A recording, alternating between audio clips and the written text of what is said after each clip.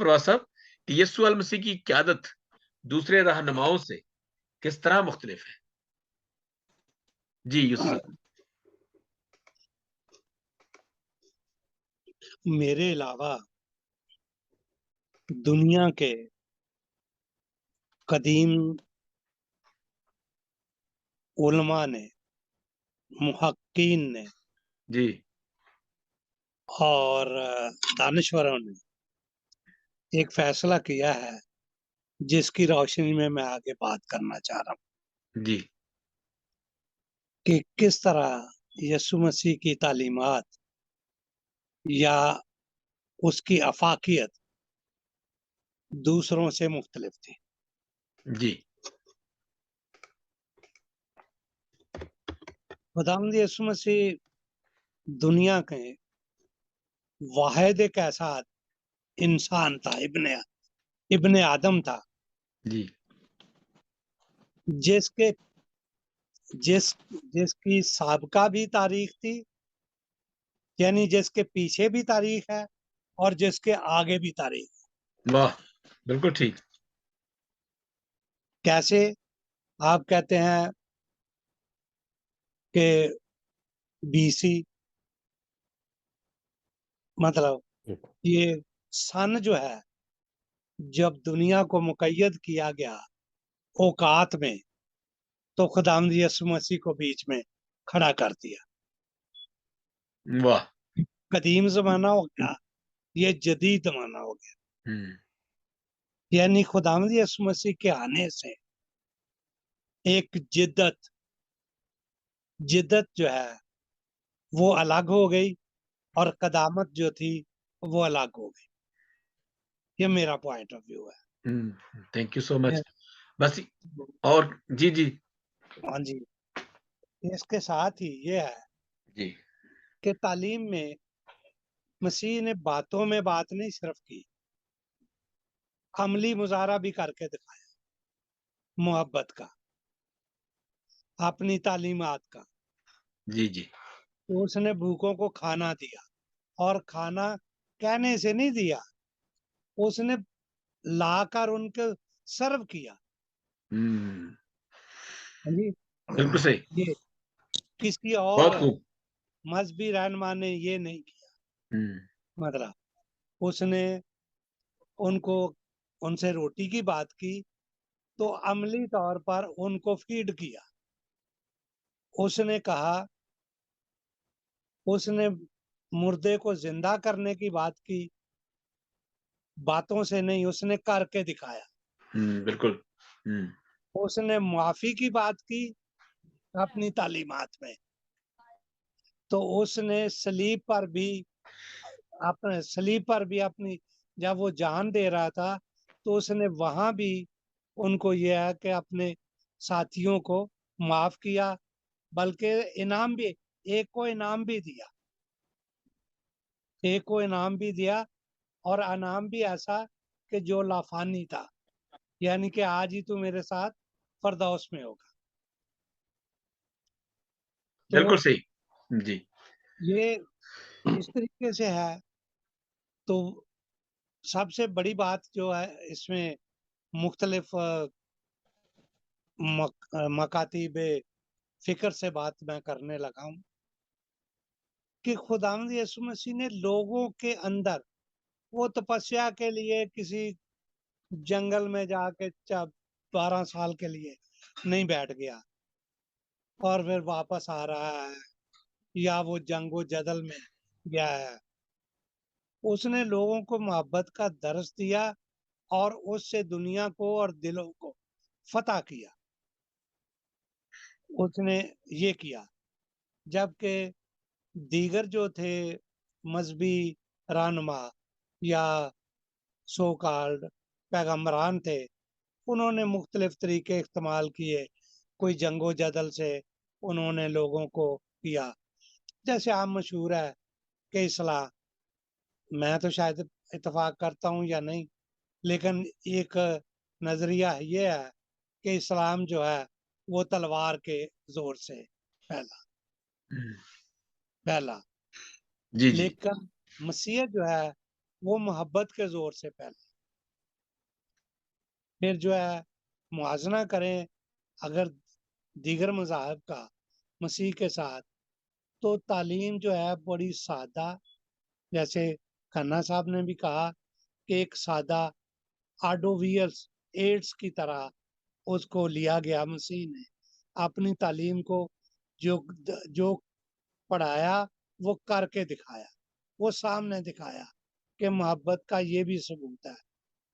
उसने दोस्ती की परवरिश की, इब्ने इंसान होने की नाते, इंसान होने के नाते, कि अपने दोस्त से उसने उस अपने दोस्त को तीसरे जिंदा भी किया। यानी अगर आप अपने दोस्तों को, और उसने गुनाहगार को सीने से लगाया, उसको ददकारा नहीं है। जैसे वो गुनाहगार औरत का वाकया है कि वो ज़िना में पकड़ी गई, लोग पत्थर मारते थे, उसने कहा कि ये इसके इसको मोहब्बत की ज़रूरत है। और उस मोहब्बत के तीर ने ऐसा असर किया कि वो मसीह की तालीमात को लेकर उसने तमाम ज़िंदगी बसर की। जी और जी। शायद हम्म। मेरे नज़रिए के मुताबिक अगर उस वक़्त की मेन सोसाइटी ना होती, तो शायद चर्च की हेड भी वही औरत होती। जी, थैंक यू सो मच प्रवास साहब, बहुत शुक्रिया। आपने मुख्तलिफ पहलुओं और ख़ास तौर पर चूँकि ये हमारा जो सवाल था, आपने उसको उजागर किया कि यीशु मसीह की जो क़यादत है, लीडरशिप है, वो दूसरे दुनियावी लीडर से मुख्तलिफ है, क्योंकि यीशु मसीह जान लेने की नहीं बल्कि अपनी जान देने के लिए बात करता है। अपने आप को कुर्बान करने की बात करता है। यही बड़ा पहलू, नुमायाँ पहलू यही है कि यीशु मसीह ने गुनाहगारों से गुनाहगारों से प्यार किया और उन्हें वो सीने से लगाया, और ये बहुत बड़ी मसीह की क़यादत दूसरे रहनुमाओं से किस तरह मुख्तलिफ है, ज़रा मुख्तसर सा बता दीजिएगा, ताकि हमारे नाज़रीन जो आज प्रोग्राम देख रहे हैं और देखेंगे यूट्यूब पर, उनको समझ आएगा यीशु मसीह वाक़ई एक मुनफ़रिद शख्सियत नहीं बल्कि एक पूरी इंसानियत है, और खुदा है, और डिवाइन पावर भी रखते हैं, और मुकम्मल इंसान भी है और मुकम्मल खुदा भी हैं। जी। और एक अच्छे रहनुमा भी हैं, अच्छे चरवाहे भी हैं। उनकी कई कई ऐसे कैरेक्टरिस्टिक्स हैं जो अभी तक हमारे कई जो थियोलॉजियंस हैं, उन पर बात नहीं करते या बात कम करते हैं। जी sir. Thank you very much once again. Yusuf Parvaz साहब ने बड़ा खूबसूरती से हमें यह बताया कि यीशु की तालीम किस तरह दूसरे मज़ाहिब के जो लीडर्स थे, पैगंबर थे, उनसे मुख्तलिफ थी। यहाँ पे मैं यीशु की क़यादत की बजाय यीशु की शख्सियत की बात करूंगा जी। कि यीशु की शख्सियत किस तरीके से दूसरे रहनुमाओं से, मजहबी रहनुमाओं से, पैगंबरों से मुख्तलिफ थी। पहली चीज कि यीशु दूसरे रहनुमाओं की तरह मजहबी लीडर या स्कॉलर नहीं था। वो he was unique in his personality, he was unique in his works। जैसे कुलसियों 1:15 में है, वो खुदा की सूरत पर था, मुजस्सम खुदा था, और उसकी तालीम जो है उसकी अलूहियत को बयान करती है। लेकिन आइए अब देखते हैं कि यीशु की शख्सियत जो थी वो दूसरे मज़ाहिब के रहनुमाओं से, बड़े बड़े पैगंबर गुजरे, इब्राहिम, मूसा, मोसेस, और इस्लाम के पैगंबर profit of Hazur Akram, Islam. Ji ji. Profit of Islam. लेकिन जीसस वाज डिफरेंट। कैसे मुख्तलिफ थी? यीशु की पैदाइश मुख्तलिफ, कुंवारी मरियम से पैदा होना उसका। दूसरा, यीशु के मोजज़ों की कुदरत। फिर सबसे खास बात, वो एक बेऐब इंसान था। बाकी जितने भी पैगंबर गुजरे, सबको अपनी गुनाहों की मुआफी के लिए खुदा से दुआ करनी पड़ी, खुदा से मुआफी मांगनी पड़ी। लेकिन यीशु एक बेऐब इंसान था। और यीशु का मुजस्सम खुदा होने के नाते उसका ना कोई शुरू और ना कोई आखिर था।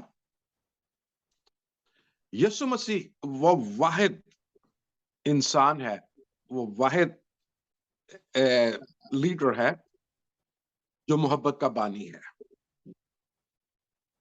जैसे पहले भी कहा गया कि जब वो औरत गुनाह में पकड़ी गई तो उसने उसको कहा, मुआफी का पैगाम दिया उसने उसको, और उसको ये कहा कि जा फिर गुनाह ना करना।